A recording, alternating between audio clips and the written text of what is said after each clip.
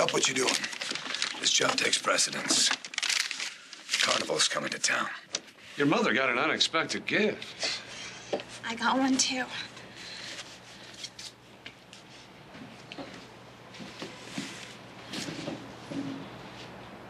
Ladies, you know what? I'm gonna get some air and I'll be back in a little bit, okay? Thank you, Jack. Yep. Oh, you opened yours. I can't. I understand, Mom. Believe me, it took me over an hour to work up the courage.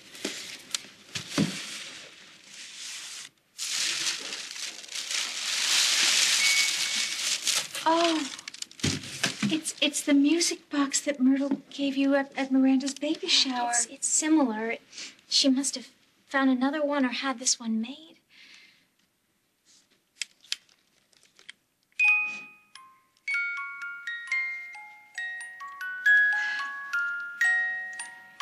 Took Myrtle back to her Carney days.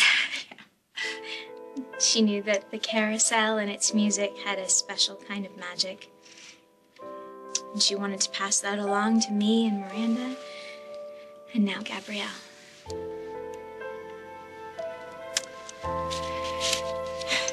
Myrtle just gave us all a lot of magic, didn't she? Yeah. I mean, just in the way she loved us.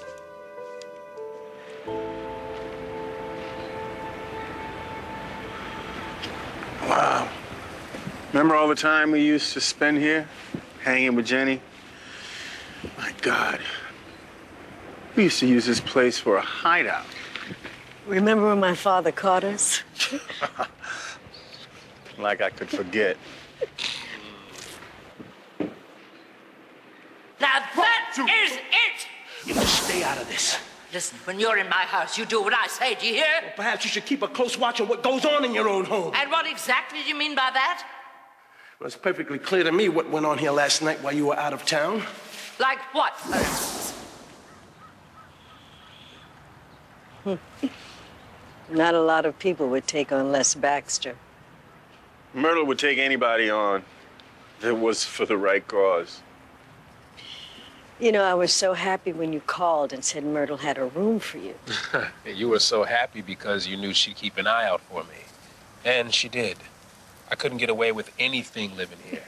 No one could. Hey, oh, hi. Look, you should be fighting off suitors with a fly swatter. You should be up to here with friends. But look, you're alone. And there is a reason for it. You spend too much energy making enemies, darling. I've tried to make friends. It seems to me you try harder not to. And that, darling, is the waste. It's a shame, you know. It doesn't have to be that way. You almost died.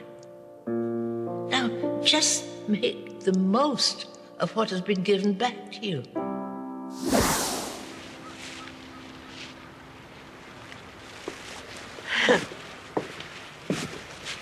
See? You weren't the only one with a brilliant idea. You guys lived here, too? I didn't. Ryan did.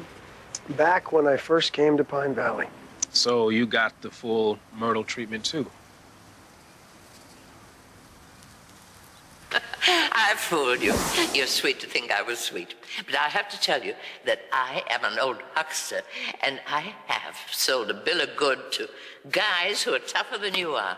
No harm meant. But honey, I have been everywhere. I've seen everything. And if there's one thing I have learned, and this is God's truth, if you find a girl that you love, and she loves you, then you hang on to her. Don't let her go.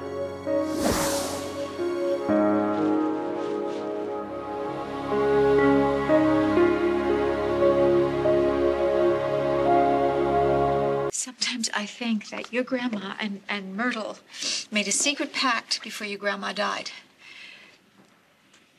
Because Myrtle stepped in and she never turned her back on me. Not once. No. Though I didn't make it easy. Look, sweetheart. Well, listen, darling, we'll try to get it out. Music won't come out. I look like I dove into a vat of wine. You're gonna have to bring me a new dress. Sweetheart, there is not time. Why is everybody against me? Honey, I am not against you, but I might not be back in time for the awards. What am I going to do? You will be back, and you know what? If you're not, I'll stall. Did you ever hear the expression stall? I will stall, and they will wait for me to make my appearance. So, after losing control over a dress, I proceeded to verbally attack just everyone in Pine Valley.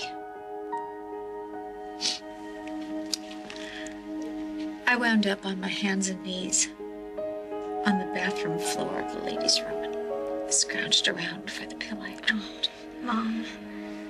But you beat it. You got over your addiction. One day at a time. And you know who was there that first day?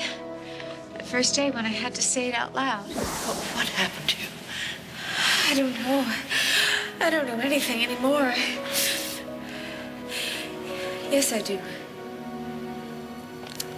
I know that you were right, Myrtle. All of you. I am an addict. And I need help. I've pushed my husband away, and I've lost my job, and I've abused all my friends. I just don't even know how you can stand to look at me. Sweetheart, it was the pills that made you sick, and you can beat that. Look, I